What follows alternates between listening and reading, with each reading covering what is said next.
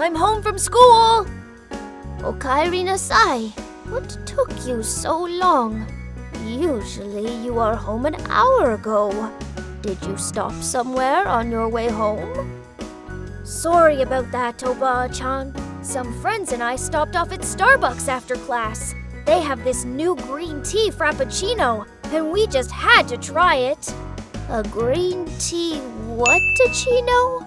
A green tea frappuccino. It's a new type of drink where you take green tea, blend it with milk, sugar, and ice to make it almost like a milkshake. Then to top it all off, you squirt on some sweet whipped cream and drizzle it with green tea syrup. It's all the rage with young people these days. You've got to try it. Oh my, you call that green tea? That sounds nothing like the green tea back from when I was a girl. The green tea from when you were a girl? Yes, back in my day, green tea was exactly what it was. Green tea. I love green tea, but even you can admit, that sounds a little boring, don't you think? Anything but. Green tea has a long and rich history, stretching back to even the days of the samurai, you know.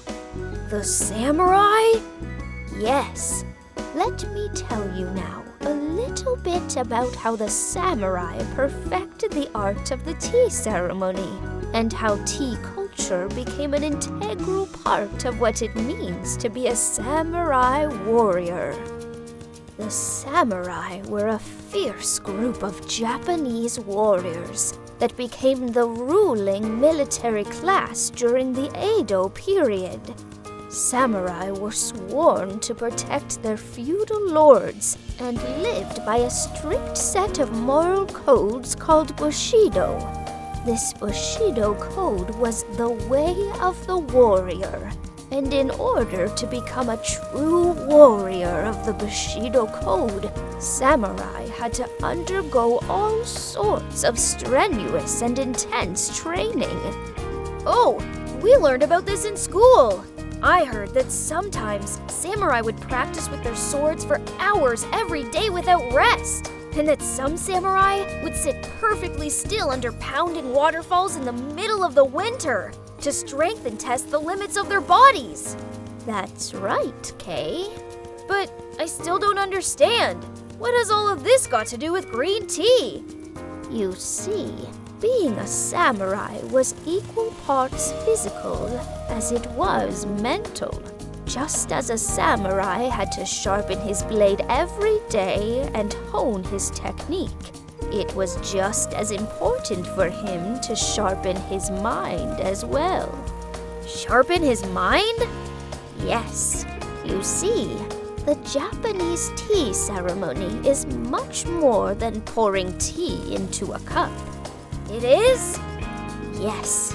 In fact, it takes years and years to learn how to do a proper tea ceremony.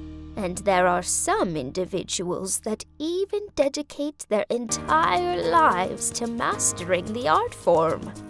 I had no idea. I didn't think so. Young people these days rarely know about these things, but I am very happy that you've taken an interest. Please tell me more. The tea ceremony had many delicate elements that require exact precision. Hence, it takes much dedication and mental energy in order to execute it well. Like what? For example, cultivating the charcoals for the fire. In order to get the tea to simmer at the exact right temperature, the correct ratio of charcoal and fodder must be achieved. In addition, the size and intensity of the fire must be just right. A 1-degree difference in temperature can completely alter and manipulate the taste of the tea. Really? It's hard to imagine that such a foundational step would have so much of an impact. Yes, that's right. Another example is with steeping the tea. Tea masters have to know exactly how long to let the tea steep before pouring and serving the guests. Just like the fire, this is a very delicate matter. If you wait 1 second too long, the tea can be too strong, leaving a very bitter taste. 1 second too fast, and your tea will be too weak and not at all enjoyable. And this is before they had battery-operated timers, and so they had to do all of the counting inside their heads, right? Exactly. It really is quite impressive the more you think about it. So, how did all this help the samurai in battle? After all, they were the greatest and most powerful warriors in all of Japan, weren't they? I'm getting there. Don't you worry. Japanese tea ceremony requires perfect mental clarity in your mind in order to perform properly.